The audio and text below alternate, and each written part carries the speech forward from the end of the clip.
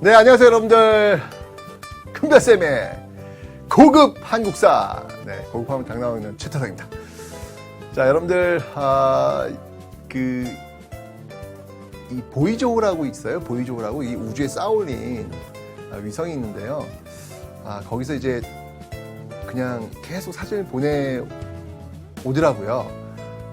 지금 명왕성, 정말 태양계 그 끝자락에 있는 70년대에 출발했대요. 출발해서 지금 모르겠네. 지금 돌고 있는지 모르겠지만, 어쩌거나 그 명왕성까지 가가지고 이렇게 가면서 그 우주의 어떤 모습들을 계속 사진을 좀 전송하면서 지금 보내고 있다고 합니다. 그런데요, 그 명왕성 그 끝자락 쪽에서 이 보이조호가 이 시선을 돌립니다. 시선을 뒤쪽으로 돌립니다. 이 보이조가 카메라 렌즈를 뒤쪽으로 시선을 딱 돌려가지고 찰칵 사진 한 장을 찍어서 보내왔습니다. 그 사진 한 장 속에는 무엇이 있는지 아세요, 여러분들? 그 사진 한 장 속에는 작은 별 하나가 있더랍니다. 제가 그 사진을 봤어요. 보니까 진짜 여러분들 왜 그 하늘에 이렇게 보면 왜 별이 떠 있잖아요. 그죠? 그 별 하나가 딱 찍혀 있어요. 별 하나가 딱 찍혀 있어요. 우리 하늘에 보는 별 하나. 그 별이 뭔지 아세요? 그게 바로 지구예요. 우와. 그 파란 그게 아니라 그냥 진짜 점 하나. 예, 반짝이는 점 하나가 딱 떠 있는 거예요. 그게 지구랍니다. 그 사진을 보면서 많은 생각이 들더군요. 야, 정말 티끌 같은 모습으로 이 지구가 표현되어 있어요. 진짜 점 하나예요. 근데 저 점 안에 몇십억 인구가 살고 있고, 그리고 그 몇십억 인구 중에서 내가 있다라고 하는 것. 그 점 속에 말이죠. 욕심내지 말고 행복하게 살다 가야 되겠다라는 그런 생각이 들었습니다. 우리가 뭐 때문에 이렇게 아둥바둥하면서 살아야 되는가. 정말 어디까지 이게 셀 수 없을 정도 어마어마하게 큰 그 우주의 그 끝자락에 있는 그 조그만 점, 그 점 속에 있는 나. 자연의 그 위대함에 다시 한번 숙연해지는 어떤 그런 느낌을 가졌습니다. 여러분들, 우리는 여러분들이 보고 있는 그 별의 그 점 속에 살고 있는 당신과 나예요. 네. 그러니까 우리 서로 미워하지 맙시다. 네. 우리 서로 사랑하자고요. 자, 저를 사랑하는 눈빛으로, 저도 여러분을 사랑하는 눈빛으로. 오글거려요. 사랑하자고요. 이 세상 우리 서로 사랑하면서 삽시다. 오케이? 자, 그럼 이제 지금부터 또 이제 문화 파트 들어가 보도록 하겠습니다. 자, 어떤 호기심이 있을까요? 고려 해동공자는 누구일까? 해동공자? 두 번째, 이 교관겸수와 정해쌍수란 말이 나오는데 이게 같은 말일까? 글쎄요. 고려에도 도교가 유행했을까? 도교 이거 삼국시대 때 고구려 연개소문, 그 연개소문이 왕권을 강화시키기 위해서 불교 세력들을 좀 이렇게 밀어내기 위해서 도교를 적극적으로 홍보했잖아요. 그죠? 근데 고구려에서는 진짜 유행했는데 고구려를 계승했다는 고려에서도 유행했을까? 네, 궁금합니다. 자, 오늘 이런 많은 궁금증을 갖고 또 오늘 하루 고려의 문화 속으로 들어가 보도록 하겠습니다.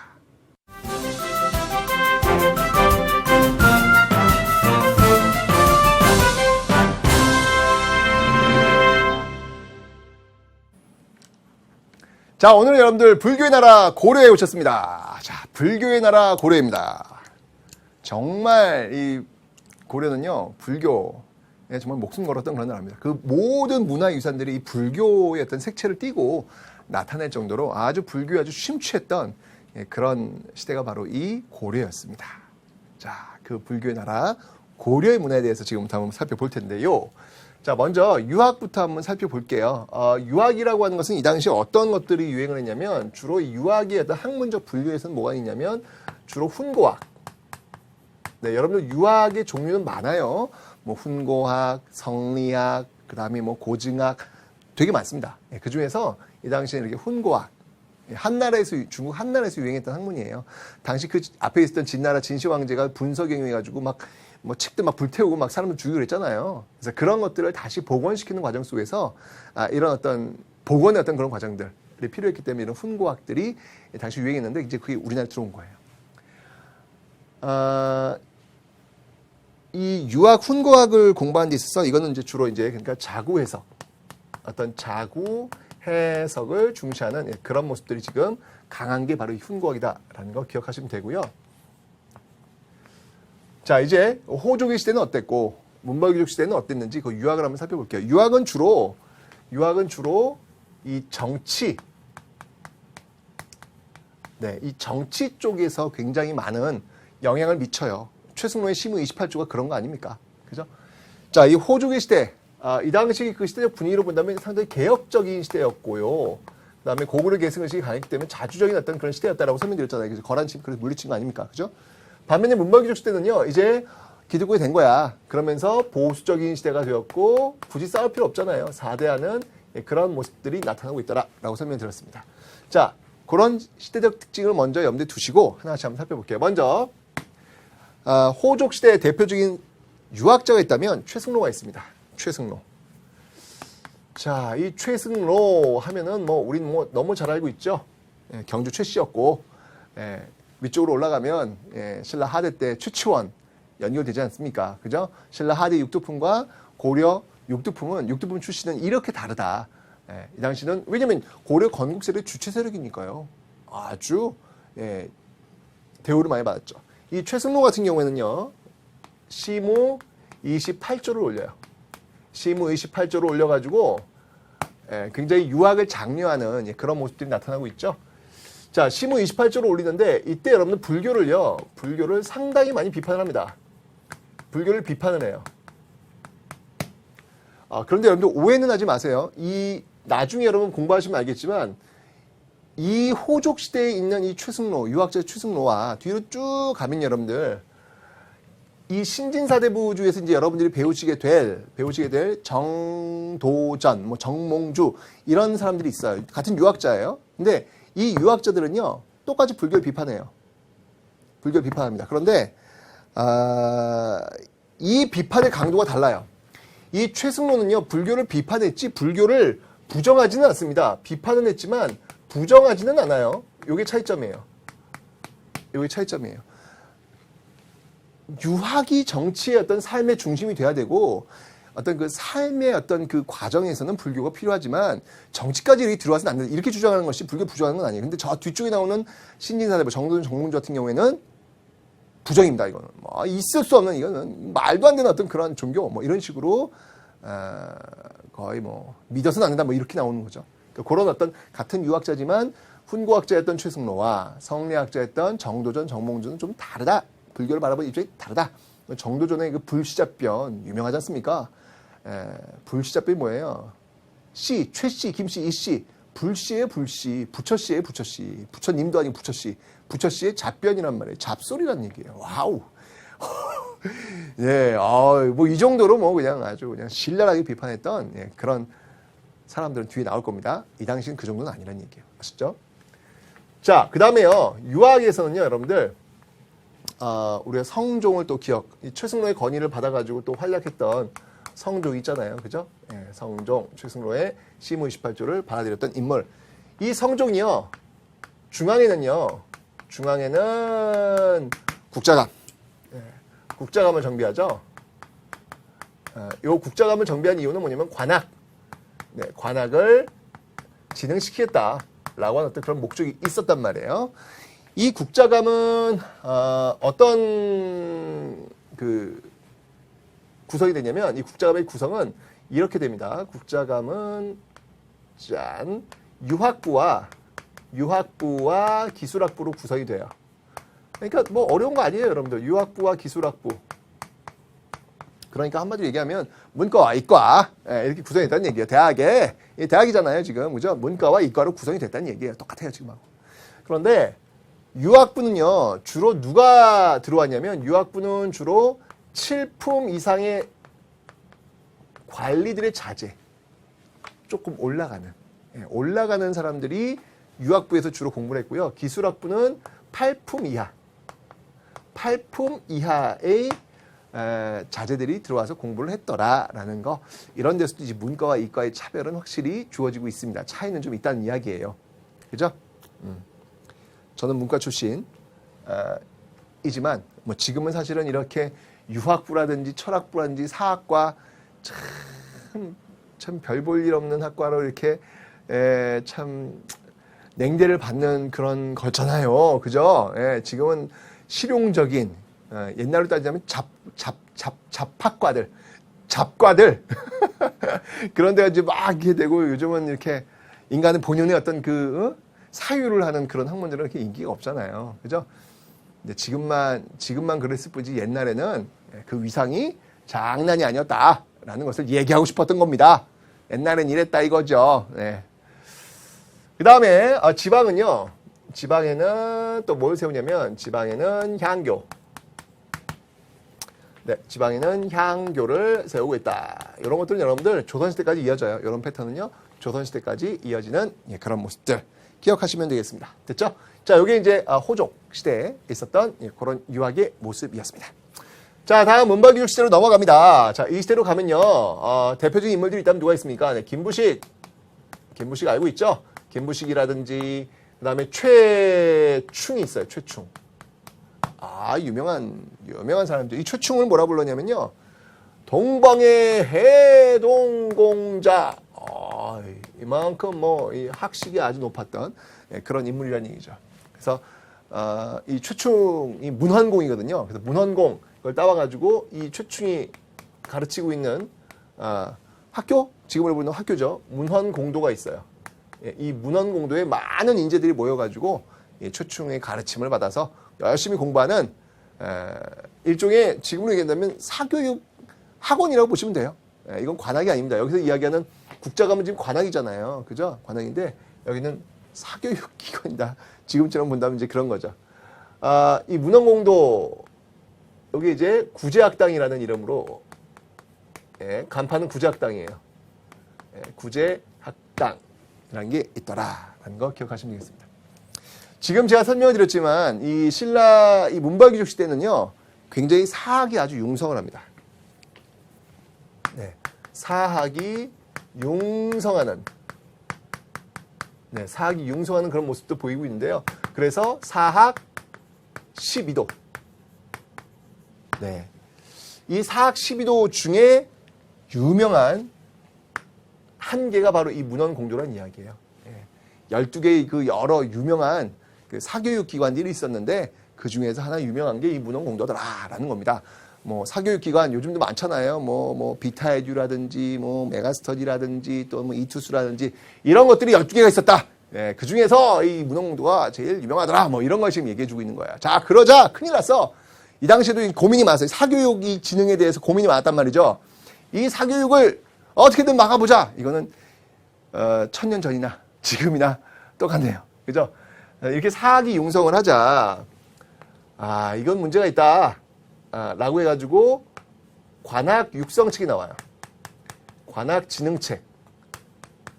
네, 관학 진흥책의 일환으로 어떻게 해야 될까? 이 우수한 인재들을 이곳에 뺏기지 않으려면 어떻게 해야 될까? 라고 해서 장학금을 주는 그런 아이디어를 생각해냅니다. 그 장학금 수요 기관이 어디냐면요. 양현고라는 거예요. 양현고. 요거는 예종 때. 이렇게 너 여기로 와. 우리 국학으로 와. 우리 국자감으로 와. 돈 줄게. 팍팍 장학금 팍팍 밀어줄게. 와. 공부만 해. 이렇게 하는 거죠. 그리고 전문 칠제. 좋은 강좌, 좋은 강의 만들어 놓을게. 와서 공부해. 지금으로 본다면 EBS 최태성 선생님 강의 여기가 딱 누군 거예요. 누가 가겠어요? 네, 일로 안 가죠. 최태성 선생님 여기 있는데. 그죠? 전문 칠제 중에 하나. 큰베스의 개정 고급 한국사 딱 강의 개설해 주는 거예요. 막 일로 오는 거죠. 죄송합니다. 그냥 한번 또 이렇게 한번 농담 한번 해봤습니다. 농담 한번. 네, 그래서 이런 전문 칠제 이런 것들을 만들더라라는 거. 근데 뭐 그렇게 이 당시 사학이 굉장히 융성해가지고요. 그렇게 그 영향력을 발휘하지는 못하는 그런 모습들 기억하시면 되겠습니다. 됐죠? 자, 그 다음에 이 당시에는요, 여러분들 뭘 또 중시했냐면 이 시문을 참 중시해요. 시문을 중시합니다. 그러니까 이런 것들은 여러분들 시 짓고 글 짓고 이런 거 귀족들 취향을 딱 맞잖아요. 시 한 수 씌어보게 한 다음에 저 청자에다가 탁 술 한잔 따르고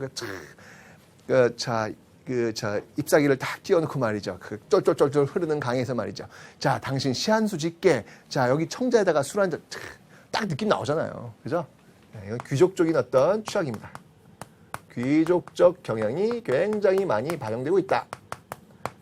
라고 하는 거 여러분들 기억을 해두시면 되겠습니다. 그렇죠? 자, 그런데 이렇게 해서 굉장히 문벌규칙 때는요, 유학이 많이 발달했어요. 그런데 무신 정권 시대에 오면요, 예, 나의 칼을 받아라, 짠! 이 시대 아닙니까? 그죠? 공부를 안 하신 분들이에요, 이분들은요. 당연히 유학이 위축되죠. 네, 당연히 유학이 위축될 수밖에 없습니다. 유학이 위축될 수밖에 없어요. 그죠? 네, 별로 공부할 공간이 없어요. 통과! 이제 바로 이 시대로 넘어오겠습니다. 빈 공간이 참 많은데요. 통과! 네, 넘어오겠습니다. 자, 신진사대부, 권문세족은 좀 넘어가고요. 신진사대부 쭉 들어가가지고 이제 새로운 이제 성량이 들어오잖아요. 그와 관련된 이야기를 좀 할게요. 자, 먼저 이 당시 대표적인 인물 들어봐라. 안양이 있겠죠, 안양. 안양이 누구야, 안양이. 안양은 바로, 그렇죠. 성리학, 성리학을 소개한 인물입니다. 어디로부터? 바로 from 원나라. 원나라에서. 예, 여러분들 성리학은 어느 나라의 학문이에요? 어느 나라에서 출발했습니까? 원이요? 이거 아니에요, 여러분들. 제가 원나라로부터라고 제가 수입을 했다는 얘기지, 이 성리학은 원나라 학문이 아니에요. 성리학은 송나라입니다. 누가? 주희. 주자라고도 하죠. 주희에 의해서 만들어진 집대성한 유학의 한 종류입니다. 성리학입니다. 알았죠? 여러분, 이건 송나라에서, 예, 태생은 송나라요. 예, 어디서 들어왔느냐? 원나라로부터 들어왔을 뿐입니다. 기억해 주세요. 자, 그 다음은 여러분들, 이때 굉장히 유명한 그런 유학자가 있어요. 누가 있냐면, 이재현. 성리학자. 예, 성리학 받아들여가지고, 이재현. 그의 제자, 이색. 목은 이색. 그의 제자, 바로 정도전과 정몽주. 네. 이런 그 계보가 형성이 되죠. 이 정도전과 정몽주, 같은 어떤 그 수학 공부를 했던 그런 사람들임에도 불구하고 이 둘은 완전히 다른 길로 들어서게 되는 그런 모습을 보이고 있습니다. 도전적이죠? 도전적입니다. 정도전은 도전적입니다. 이름에서도 느낌이 오잖아요. 그래서 결국 이 조선 건국의 앞장서는 그런 인물로 나타나게 되더라라는 거 기억하시면 되겠습니다. 됐죠? 자, 그리고 저거 한번 설명해 봐야 되겠네. 저 국자감 있죠? 여기 앞에서 지금 설명드렸던 이 국자감. 요 국자감이 이제 이름을 막 바꿔나가요. 어떻게 바꿔나가는지 볼게요. 자, 먼저 국자감이 있으면 이름을 바꿔요. 뭘로 바꾸냐면 국학으로 바꿔요. 국학. 어느 왕 때? 충렬 왕 때 국학으로 바꾸고요. 그 다음에 또 가서는요, 이걸 이제 드디어 성균관. 왜냐면 조선시대 그 대학교는 성균관이잖아요. 그죠? 성균관으로 이름을 바꿔요. 어느 왕 때? 충선 왕 때. 자, 그 다음에 또 여러분들, 이 성균관에서 기술학부를 제외합니다. 왜냐면 저기 지금 보시면 알겠지만, 국자감에 유학부와 기술학부가 있잖아요. 그죠? 그 중에서 이 기술학부를 떼어내는 거예요. 예, 기술학부를 제거했던 게 바로 이 공양왕 때. 공양왕 때. 네. 이렇게 변천되면서 성균관이 조선시대로 이어져 내려오고 있더라라는 것을 여러분들 기억을 해놓으시면 되겠습니다. 됐죠? 그러니까 그런 거죠. 이 신진사대부 바라볼 때 기술학은 천한 거예요. 어찌 천한 것들의 어떤 학문을 이렇게 대학 안에 둘 수 있냐? 이건 말이 안 된다라고 해서 딱 빼버리는 그런 모습들. 이런 시대도 있었다는 거죠. 지금은 거꾸로야. 지금은 공부해봐야 이거 아무짝에 쓸모없는 배나 쫄쫄쫄쫄 굽는 그런 역사학 빼, 철학 빼, 유학 빼, 이렇게 지금은 역사에 기록될 거예요. 여러분들 역사에 이렇게 보세요. 지금 기술학부 빼가지고 지금 역사에 기록되고 있잖아요. 지금 그죠? 네, 어느 대통령인지 모르겠지만 어느 시대인지 모르겠지만 분명히 기록될 거예요. 네, 이렇게 인문학을 지금 이렇게 천시하면요, 이렇게 기록이 남길 거야. 근데 요즘 여러분들 시간이 흘러가면서 인문학의 시대가 다시 올 것 같다라고 저는 생각을 해요. 예, 이렇게 어떤 그 자본의 시대, 물신 만능주의 이 시대는요 결코 사람을 튼튼하게 만들어 놓지는 않습니다. 예. 사람에게는 늘 중심이라는 게 있어야 되는데 그 중심을 잡는 데 있어서는 인문학이 많은 도움을 주거든요. 아무리 돈이 많아도 아무리 부자여도 행복하지 않다면 아무리 가난해도 그러니까 이게 어떤 돈으로 이 행복이라고 하는 것들을 이렇게 채울 수가 없어요. 그런 것들은 인문학적 소양 이런 것들이 좀 튼튼하면 상당히 이 어려운 세상을 헤쳐나가는 데 도움이 많이 됩니다. 인문학 만세! 자, 다음 이제 역사입니다. 역사. 배고픈 학문들 계속 나와요 지금. 네, 역사. 자, 호족 이 시대에 나왔던 역사를 한번 볼 텐데요. 이런 게 있으면 참 좋을 텐데 지금 남아있는 게 없네. 7대 실록이라든지 7대 실록이라든지 또는 뭐 구삼국사 이런 책들이 만들어졌다고 해요. 그런데 이런 책들은 현존하지 않아요. 현존하지 않아요. 선생님, 아니 현존하지 않은데 있는지 아닌지 어떻게 알아요? 이런 책을 바탕으로 쓴 책이 이때 나오잖아요. 그건 지금 존재하잖아요. 그게 뭐냐면 삼국사기. 삼국사기를 읽다 보면 이제 어느 책에 의하면 뭐 이런 게 나오는데 그 어느 책들이 안 나온다는 없단 말이에요, 지금. 무슨 말인지 이해되시죠? 자, 이 시대에 오면 여러분들 드디어 그 유명한 김부식의 삼국사기 등장이요! 네, 김부식의 삼국사기 드디어 빠밤 등장했습니다. 김부식의 삼국사기. 여러분들 그거 아세요? 여러분들 지금 공부하고 있는 책들 있잖아요. 전근대 편에 해당하는 내용들은 거의 대부분 다 이 삼국사기, 그러니까 고대사 있죠? 고대사에 해당하는 부분들은 거의 다 삼국사기 내용들이다라고 보시면 돼요. 이거는 뭐 비판도 많이 받지만 어쨌건 현존하는 가장 오래된 정사, 역사서입니다. 그렇기 때문에 늘 그 기본적 베이스가 되고 있다. 정확해요. 굉장히 많이 정확합니다. 자, 이 삼국사기를 가만히 보면요. 이 삼국사기는요. 김부식이죠. 김부식인데 이 삼국사기는 상당히 신라 중심의 어떤 역사 서술을 하고 있어요. 이 삼국사기 같은 경우 이렇게 보면요. 신라 중심의 역사 서술. 심의 역사 서술. 이게 사실은 좀 아쉽죠. 이게 좀 아쉽죠. 왜냐면 김부식이 누군데 경주 김씨 그죠? 저 진골귀족 집안 출신이잖아요. 그러니까 당연히 신라 중심의 어떤 그런 역사 수술이 나올 수밖에 없는 것이고 또 시대적 분위기가 지금 못 먹일 수도 이 시대 4대 어떤 분위기 고구려 계승보다는 신라 계승 의식이 좀 더 안정화된 사회를 유지할 수 있기 때문에 당연히 신라 중심의 역사 수술이 나올 수밖에 없는 그런 시대 분위기였다는 얘기예요. 그러니까 외우려고 하지 마시고 그 시대를 이끌고 있는 사람이 누구인지 그들에 의해서 만들어진 시대 분위기가 무엇인지 이런 것들을 알면 이게 따뜻하게 나오는 것이죠. 그죠? 신라 중심의 역사 서술을 지금 삼국사기에서는 보여주고 있습니다. 그러다 보니까 특히 이제 이 중에서 가장 많은 피해를 본 나라가 어떤 나라는 백제의 역사가 펑펑펑 빠져요. 펑펑펑펑 삭제가 되는 그런 모습들이 아쉽다라는 것이죠. 자, 이건 여러분들 서술 방식이 어떻게 되어 있냐면 기전체 방식입니다. 기전체의 서술 방식인데 이 기전체는 어떻게 이루어지는 거냐면 왕가 플러스 세가 플러스 열전 플러스 지 플러스 표 이렇게 이루어져 있어요.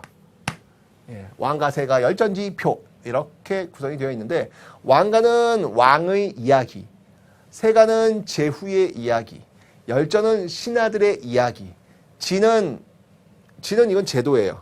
지는 제도. 표는 연표. 이렇게 나와 있는 건데, 자, 그럼 여러분들, 이 기전체는요, 굉장히 방대한 역사 수술이고요. 굉장히 풍부한 역사의 사실을 담아낼 수밖에 없어요. 왜냐면, 예를 들면 이겁니다. 어느 왕이 있어요. 어느 왕이 있는데, 그 왕이, 예를 들어서, 그래요. 이렇게 봅시다. 자, 이 왕이 말이에요. 성종이 최승로를 시켜가지고 성종이 최승로를 시켜서 지방관을 파견했다. 오케이.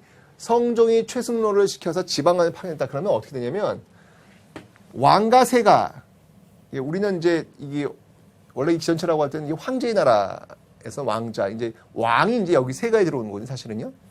자, 어쨌든 이쪽 앞부분에서 성종의 이야기가 쓰여져요. 쪼르르 나온다고. 성종이 최승로의 심의 28조를 받아들여서 지방간 파견하였다. 쓰여져요. 그런데 열전편에 보면 여러분들 최승로가 나와요. 그럼 그 최승로가 성종에게 심의 28조를 제의해서 건의해서 지방간이 파견됐다는 얘기가 또 나와요. 그리고 지혜 가면요. 제도사거든요. 여기는요. 지방간 파견 얘기가 여기 나올 때 또 성종과 최승로가 또 나와요. 그러니까 뭐예요? 한 번, 두 번, 세 번 반복. 인표에도 또 나와. 같은 역사가 다양한 입장에서 다양한 관점에서 반복적으로 서술될 수 있기 때문에 이 기전체는 굉장히 풍부한 역사적 사실을 담아내고 있다는 얘기죠. 그러니까 주로 한 왕조 입장에서 그 앞의 시대를 정리할 때 쓰는 방식이 바로 이런 기전체예요. 이건 엄청난 이 공력이 들어가야 나올 수 있는 어떤 그런 서술체다라는 것을 여러분들이 기억을 좀 해놓으시면 되겠습니다. 됐죠? 삼국사기. 이때 나온 거예요. 자, 그 다음에 이제 무신 정권 시대 때, 이때는 이제 누가 쳐들어와요? 이때는 지금 누가 쳐들어오냐면, 이때는 이 몽골이 쳐들어오잖아요, 몽골. 이 자주성이 아주 막 유린되는 그런 시기란 말이야. 이럴 때 여러분 역사는 필요하죠. 이럴 때 역사를 통해 가지고 우리의 역사, 이 자주적인 역사 보여줘야 된단 말이죠. 자, 그래서 이때 나왔던 게 뭐가 있냐면 해동 고승전. 네, 해동 고승전. 요거는 누가 썼냐면요. 예, 각훈이라는 사람이 썼습니다. 각훈의 해동 고승전. 말 그대로 고승들의 이야기를, 동쪽에 있는 우리나라의 어떤 유명한 승려들의 이야기를 적어 놓은 것이고요. 그 다음이 동명왕편. 그죠? 자, 이규보가 썼습니다. 자, 이 동명왕편은요, 이규보가 썼습니다. 동명왕편은 네, 이규보가 썼습니다. 이규보가 썼죠. 자, 이 동명왕, 여러분들 배웠죠? 동명왕이 누구예요? 동명왕이, 그렇죠. 바로 주몽입니다. 활 잘 쏘는 주몽. 네, 그 주몽의 이야기를 쓴 거죠. 그러니까 이 동명왕편 여러분들 어느 나라 역사와 연결이 되냐면 이것은 바로 고구려. 예, 고구려의 역사를 지금 조명하는 그런 모습다라는 얘기죠. 자, 이 말은 무슨 말이냐면, 자, 보세요. 이 몽골의 침입기예요. 몽골의 침략기, 여기에 맞서 싸워야 된단 말이야. 정신적으로 우리는 이 이민족의 침입에 맞서 싸울 수 있는 그런 역사를 갖고 있단 말이에요. 어느 역사, 어느 나라의 역사, 바로 고구려의 역사. 보여주고 싶은 거죠. 우린 결코 허약한 나라가 아니다. 우린 정말 강인한 그런 저항 정신을 갖고 있었던, 실제로 실체했던 그런 나라다. 수나라와 당나라에 맞서가지고 민족의 방파제 역할을 했던 그 고구려 시조 동명왕 딱 실어주는 거죠. 역사는 그런 역할을 해주는 거거든요. 나라가 위기에 빠졌을 때 정신적으로 굳건하게 설 수 있는, 반석에 설 수 있는 그런 역할을 해주는 게 바로 역사입니다. 해동고승전 동명왕 편이 있고요. 자, 이제 권문세적 원나라 간섭기예요. 이거 뭐 더 힘들어졌네. 더 힘들어졌어요. 그죠? 자, 힘들어진 상황 속에서도 우리의 정신은 잃지 말자라고 강조하면서 나온 책들이 있겠죠. 바로 삼국유사. 삼국유사가 있고요. 요 삼국유사는 일련이 썼죠. 그 다음에 또 뭐가 있냐면 바로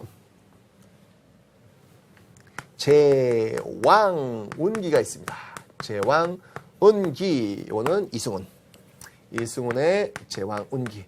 자, 공통점이 있어요. 이 삼국유사와 제왕운기에 공통점이 있는데 그것이 무엇이냐? 예, 바로 단군. 네, 이 단군을 이야기하고 있다는 얘기입니다. 즉 고조선의 역사를 이야기하고 있다라는 얘기죠. 자, 여긴 지금 싸워야 돼요. 몽골과 싸워야 돼요. 저항해야 됩니다. 그 저항의 역사 고구려를 딱 담아주고 있는 거예요. 자, 원간섭기에 우리의 주권, 우리의 어떤 정신, 우리의 어떤 그 땅이 막 잠식당하고 있는 상황이에요. 이래서는 안 돼요. 우리의 출발은 바로 단군, 조선, 여기서부터 출발한다는 걸 보여줘야 된다는 얘기죠. 그런 역사를 쓰는 거예요. 그러니까 여러분들 외우려고 하지 마시라고요. 자꾸 무의미하게 아무 연관성 없이 외우려고 해서는 이 역사 공부는 한도 끝도 없어요. 항상 그 시대를 바라보면서 여기 나와 있는 사람과 여기 나와 있는 작품을 바라보셔야 제대로 이해가 되지 그냥 삼국유사 1년 이거는 원간섭기 뭐 이렇게 외우면 이거는 금방 있습니다, 여러분들. 네. 왜 썼을까? 왜 이런 게 이 당시 나왔을까에 대해서 자꾸 질문을 던져보셔야 되는 거예요. 아셨죠? 네. 이렇게 해서 역사 살펴봤고요. 자, 이제 불교 보도록 하겠습니다. 불교나라, 고려 불교나라로 했잖아요. 그죠? 불교나라, 고려에 대해서 한번 살펴보도록 하겠습니다. 다단다단. 자, 호족의 시대는 여러분들 불교엔 두 개의 종파가 있다고 설명드렸습니다. 교종과 선종이 있습니다. 교종과 선종 어느 것이 더 유행했을까요? 네. 아니, 고려를 세운 사람들이 호족이었고 그들의 정신적 지주 역할을 했던 것들이 뭐라 그랬어요? 풍수지리와 그렇죠. 선종이잖아요. 그죠? 그래서 이 당시에는 여러분들 선종이 유행을 해요. 선종이 유행을 하는 그런 모습들 보이고 있더라. 그런데 선종만 유행은 아니었고요. 이 당시 또 활약했던 승려가 있으니 그 승려가 누구냐면 균여라는 사람이 있습니다. 균여. 예, 이 균여는요. 화엄종. 이건 교종이거든요. 예, 교종의 일파인데 균여가 또 이렇게 활동을 하는 균여가 또 많은 활동을 하는 그런 모습들이 또 나타나고 있다라는 거 기억하시면 되겠습니다. 균여라는 인물 초기 고려 초기에 활약했던 승려입니다. 균여 기억해 놓으시고요. 이 당시에 그러니까 이 불교가 이 당시 특히 호국 불교의 어떤 그런 성격을 많이 보여주고 있어요. 자, 그런 것들이 어떤 것들이 있는지 한번 보도록 하겠습니다.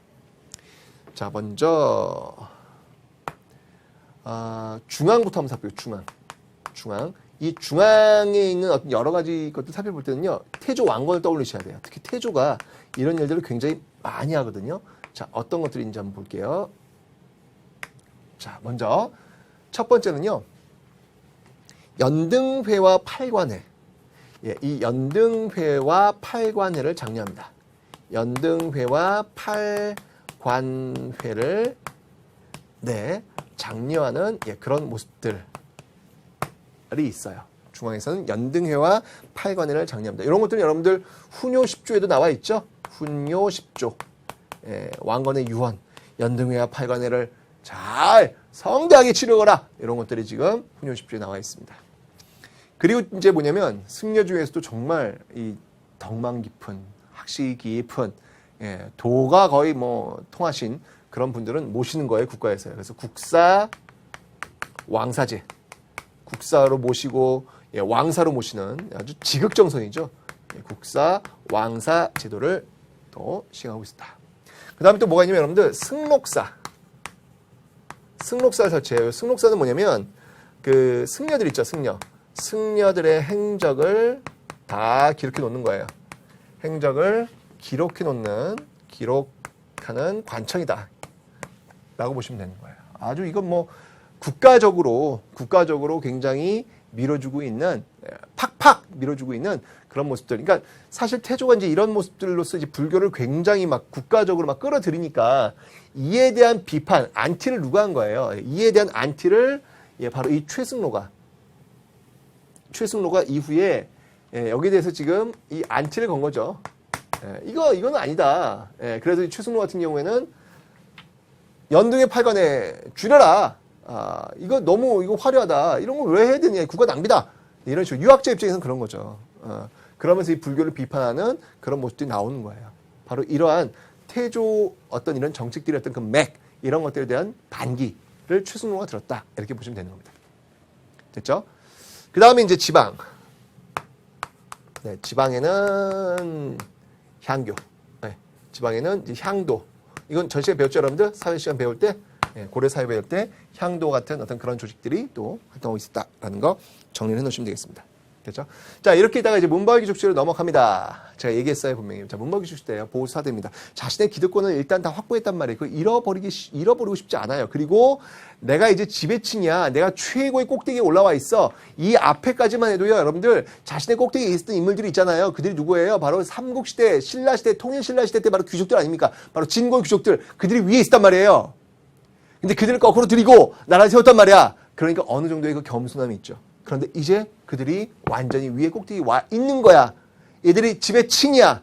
꼭대기에 있어. 더 이상 올라볼 게 없단 말이에요. 왜? 내가 최고니까. 이러면서 이제 여러분들 좀 있어 보이는 게 필요하잖아요. 예. 선종 누구나 다 왕이 될 수 있다. 이 좋았지. 초기에는. 진골 귀족들 무너뜨리는데 참 좋은 이념이었지. 그런데 이제 내가 제일 잘났어. 이런 시대가 되니까 선종이 별로 그렇게 와닿지 않는 거야. 교종, 글씨, 뭔가 부처님 왈, 바바바바바, 뭐 있어 보이잖아요. 그죠? 왜 우리도 이렇게 뭐 이렇게 강의할 때 왜 갑자기 영어를 써가면서 뭐 이 규녀가 액티비티를 한 거야. 뭐 이러면 있어 보이나요? 뭐 그런 거 영어 이렇게 쓰면 좀 있어. 그런 거. 그래서 이제 문명기 시대 되면요, 여러분들 교종이 유행을 합니다. 교종이 유행을 해요. 이 시대적 분위기라고 하는 것을 무시할 수가 없습니다. 무시할 수가 없습니다. 자, 이때 이 대표적인 승려가 있는데요. 그 대표적인 승려가 누구냐면 바로 대각극사, 대각국사 의천이에요. 의천. 의천은 누구냐면요, 문종의 아들이에요. 문종의 아들. 그러니까 왕자예요, 왕자. 그러니까 당시에 이렇게 승려들이요, 이렇게 엄청난 집안의 승려들이 막 배출이 되니까 승려들이 하늘의 별따기죠. 아무나 될 수 있는 게 아닙니다. 이 의천 같은 경우에는요, 어떤 것들을 주장하냐면, 의천은요, 교선 통합을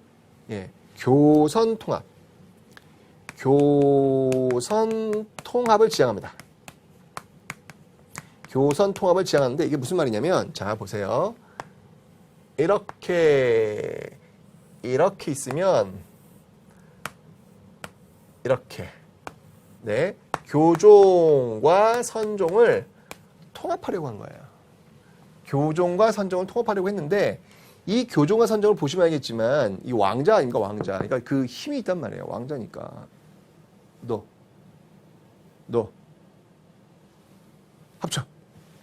뚜루룩 합치는 거. 힘이 있으니까. 그죠? 이게 가능했어요. 그래서, 이 통합은요, 여러분 어떤 통합이냐면, 이 교선 통합은요, 어떤 그 물리적 통합이라고 보시면 돼요. 물리적 통합. 그렇기 때문에 의천이 죽으면서요, 여기서 쓰지 않을게요. 이 통합은 굉장히 물리적인 물리적 통합이기 때문에 의천이 살아있을 때는 가능했는데요. 의천이 죽고 나니까 결국 다시 해체, 실패로 돌아가는 그런 모습들을 보이고 있다라는 얘기. 어쨌건 교선 통합을 하는데, 이때 그 교리가 뭐냐? 그 교리가 뭐냐면 바로 교관 겸수라는 거예요. 자, 이제 아주 중요한 교리 하나 나왔습니다. 교관 겸수. 자, 교종의 교를 떠올리세요. 교종의 교. 관, 직관, 문득 깨달음, 뭐 이런 거 있잖아요. 빡 봤을 때 딱 느낌 오는 거, 이런 것들은 참선을 통해서 나올 수 있는 거거든요. 선종의 단어라고 보시면 됩니다. 그 교종과 선종을 겸해서 수행해야 한다는 얘기예요. 그 교선 통합의 방법으로서 이 교관 겸수를 해야 된다. 이렇게 지금 이야기를 하고 있습니다. 이렇게 해서 의천이 발달시키려고 했던 어떤 그 종파가 뭐였냐면요. 바로 천태종입니다. 천태종. 천태종을 발달시키려고 했던 인물 바로 의천. 네, 여러분 기억해 놓으시면 되겠습니다. 됐죠? 자, 그리고요, 이 의천의 또 이제 업적이라고 할까요? 불교 경전 같은 것도 정리를 하잖아요. 그죠? 그게 뭐냐면 바로 교장. 네. 불교 경전을 해석한 것이죠. 이 교장을 간행하는 그런 모습들을 보이고 있습니다. 이건 이제 목판이에요, 목판. 목판이고, 불교 경전을 해석한 겁니다. 불교 경전을 해석한 것이다. 라고 하는 거. 여러분들이 고려시대 그 목판인쇄물의 대표적인 게 있다면 초주대장경, 그 다음에 교장, 그 다음에 이제 곧 나오길 합천의 인사의 제조대장경, 바로 팔만대장경이죠. 그런 것들이 쭉 연결이 되셔야 되겠습니다. 됐죠? 자, 이렇게 해서 의천 활동을 한번 살펴봤습니다. 의천. 고려 중기 때 대표적인 승려가 바로 이 의천이었다라는 걸 기억해 놓으시면 돼요. 다음은 이제 무신정권 시대로 넘어가 보도록 하겠습니다. 자, 이 무신정권 시대 때는 뭐가 또 유행하냐면, 보세요. 사실은 이 당시 문벌귀족 시대만 해도 이 무신의 위에는 누가 있어요? 무신의 위에는 문벌귀족들이 있잖아요. 그죠? 그 문벌귀족들을 거꾸로 뜨는데 또 좋은 이념이 뭐냐면, 이 호족들이 진골귀족들을 무너뜨릴 때 자신들의 이념이 바로 선종이었듯이, 무신도 역시 마찬가지로 문벌귀족들을 무너뜨리는 데 있어서 좋은 이념이 바로 선종이거든요. 그래서 이 당시 당연히 선종이 유행할 수밖에 없는 거예요. 선종이 유행할 수밖에 없더라. 다 그 시대의 상황 속에서 여러분 역사를 바라보셔야 됩니다. 자, 이때 이제 대표적으로 활약했던 인물이 누구냐면요. 바로 진울입니다. 보조국사 진울. 자, 이 진울은 어떤 일들을 했는지 한번 보도록 하겠습니다. 자, 먼저 앞에 의천이 교선통합이라면 진울은요. 선교통합입니다. 선교통합입니다. 이건 또 뭔 소리야, 이건 또. 자, 볼게요. 선교통합은 뭐냐면요. 이거예요. 자, 똑같이 한번 그려볼게요. 이렇게 갑니다. 이렇게 가서 딴딴딴 딴딴딴딴딴 딴딴딴딴 딴딴딴딴딴딴 자, 여기서 선교 이렇게 되는 겁니다. 진울은 정말 사실은 우리나라 이 불교사에서 이 진울이 차지하고 있는 위상이라고 하는 거는요. 이건 거의 절대적입니다. 원효의 뒤를 잇는 그 절대적인 위치에 있는 인물이 바로 진울이다라고 보시면 돼요. 그 정도로.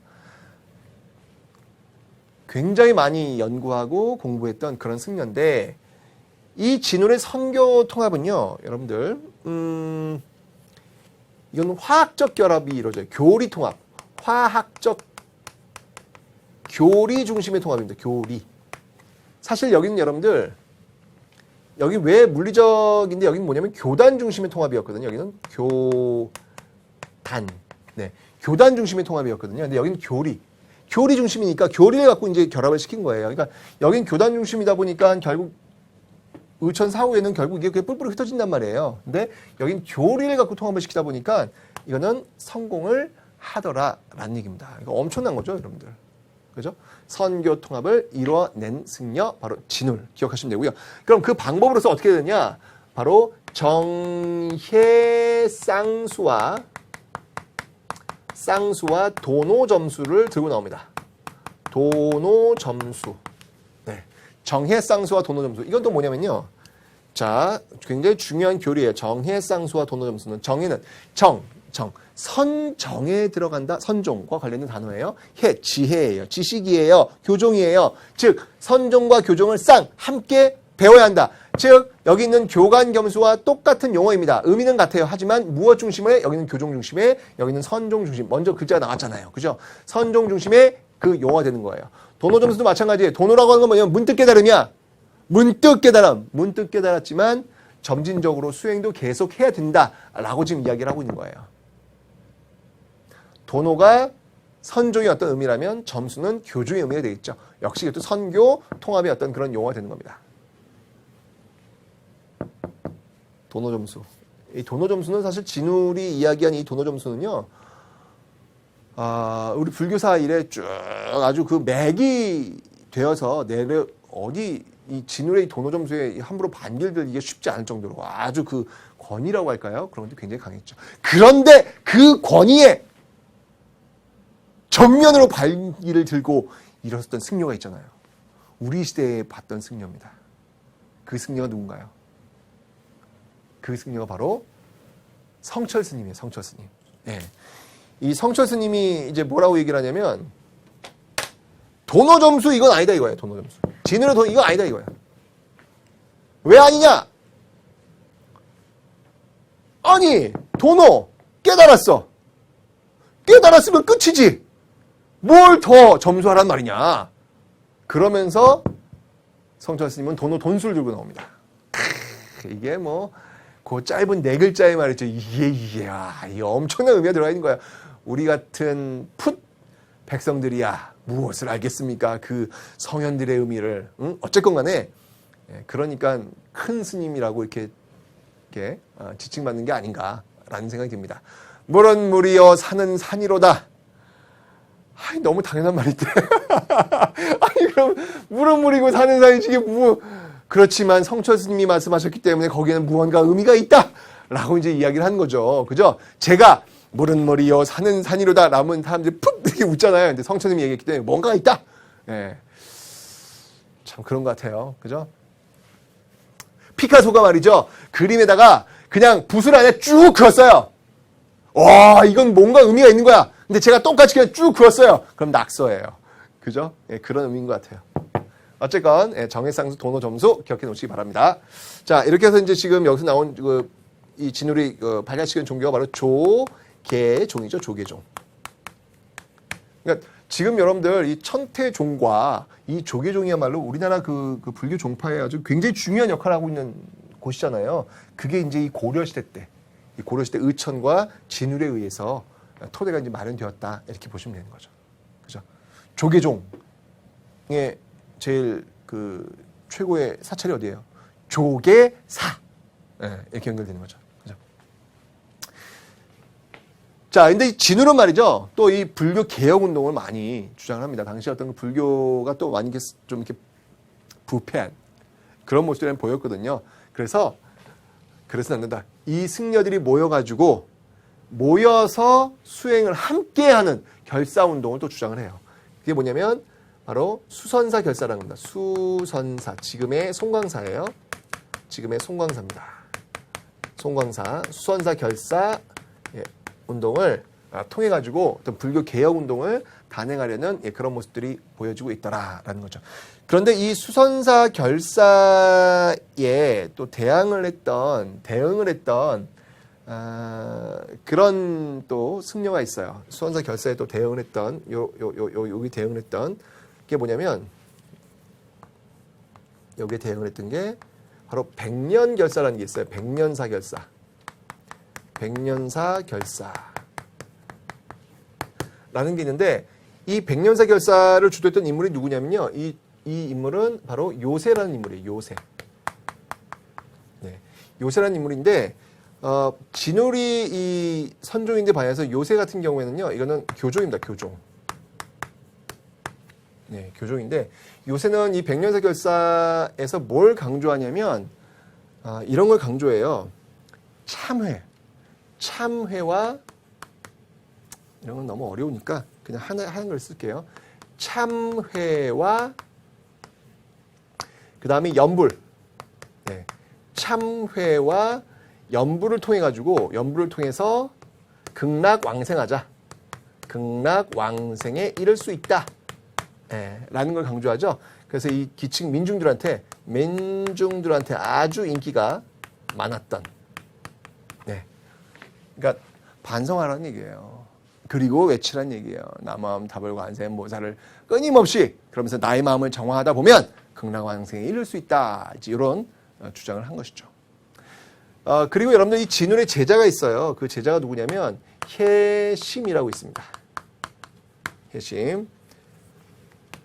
자, 이 진울의 제자입니다. 제자. 네, 혜심이 있는데 이 혜심 같은 경우는 여러분들 바로 이 유불일치설을 들고 나왔던 인물입니다. 유불일치설.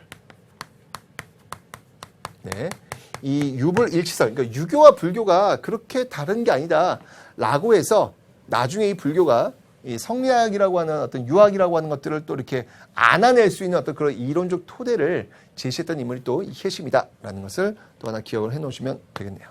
됐죠? 네.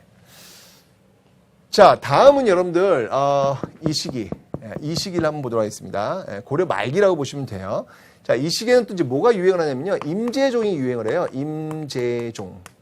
임재종도 여러분 선종 일파예요. 선종 일파인데요. 일파로서 임재종이 유행을 하고 있더라라는 거 기억을 해 놓으시면 되겠습니다. 임재종. 자, 임재종은 뭐냐면요. 이 임재종에서는 뭘 이야기를 하고 있냐면 그 수행 방법이 뭐냐면요. 여긴 참선이에요. 참선 운동을 굉장히 강조합니다.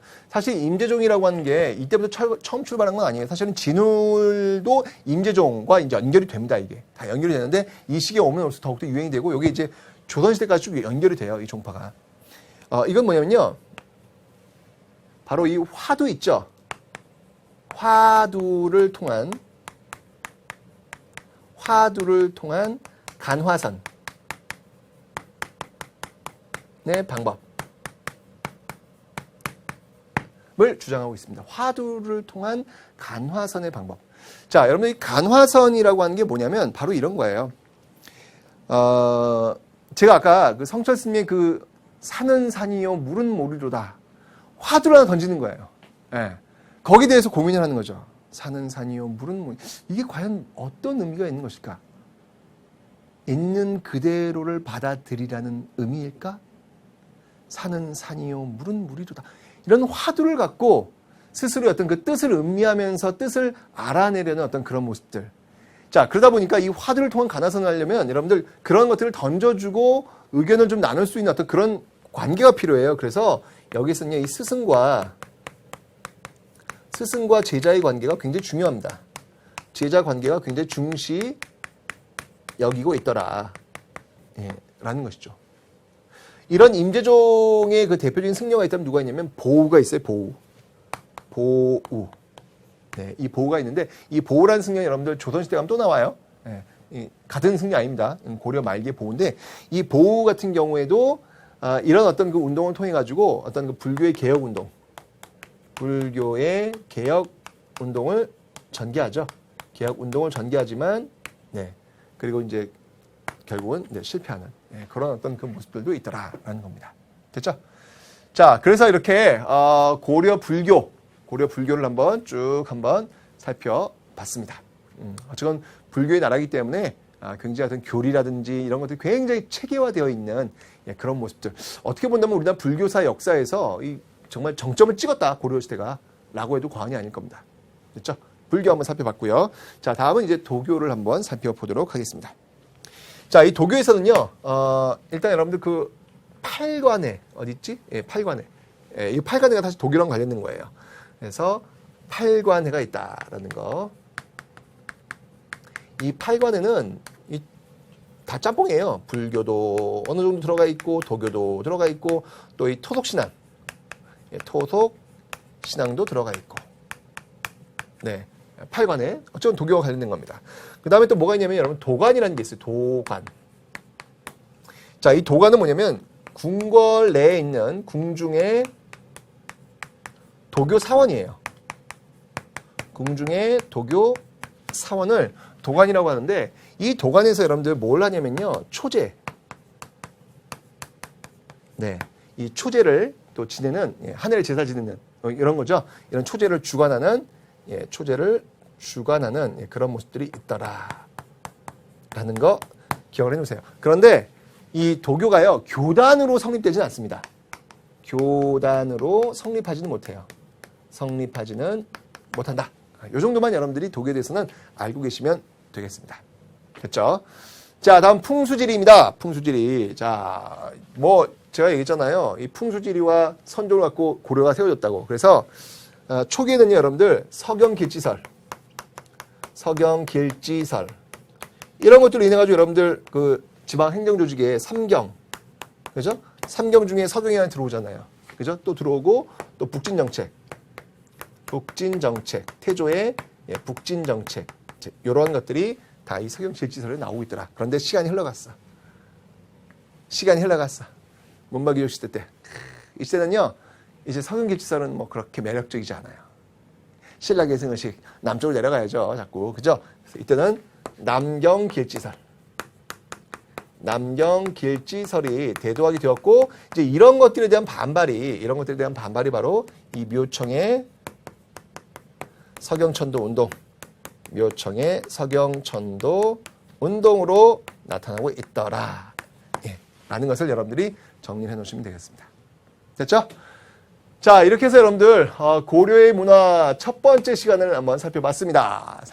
다음 시간 이제 여러분들 고려의 문화 두 번째 시간을 한번 살펴보도록 하겠습니다. 자, 오늘은 지금 여러 가지 불교, 역사, 유교, 도교 이런 걸 살펴봤고요. 다음 시간은 이제 문화유산들 있잖아요. 그 문화유산들에 얽힌 여러 이야기를 한번 살펴보는 시간을 갖도록 하겠습니다. 자, 고려의 마지막 시간 다음 시간입니다.